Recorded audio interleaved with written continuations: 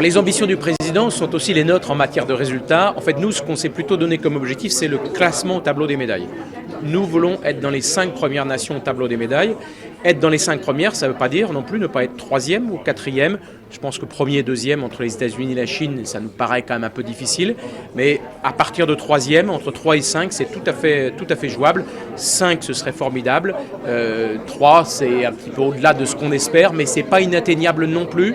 On a des athlètes d'exception, il y aura une ambiance d'exception dans les stades, donc voilà, on y croit. Vous savez, notre enthousiasme, il est intact, on va voir des Jeux Olympiques, on a déjà vu l'ambiance avec le hand, par exemple, hier.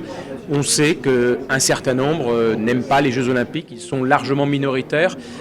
On condamne ces actes, mais tous les scénarios ont été envisagés et on voit que les actions coordonnées ont été mises en place pour y répondre.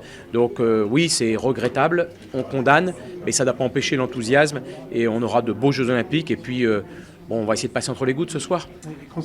On espère qu'on n'aura pas de forte pluie. Et puis, bon, vous savez, nous en Bretagne, on est un petit peu parfois habitués. Mais blague à part, voilà, tout a été imaginé. C'est bien mieux s'il ne pleut pas. On nous annonce plutôt en très fin de soirée. Donc voilà, Paris 2024 a tout imaginé, tous les scénarios ont été pris en compte, mais il est évident que c'est moins bien sous la pluie.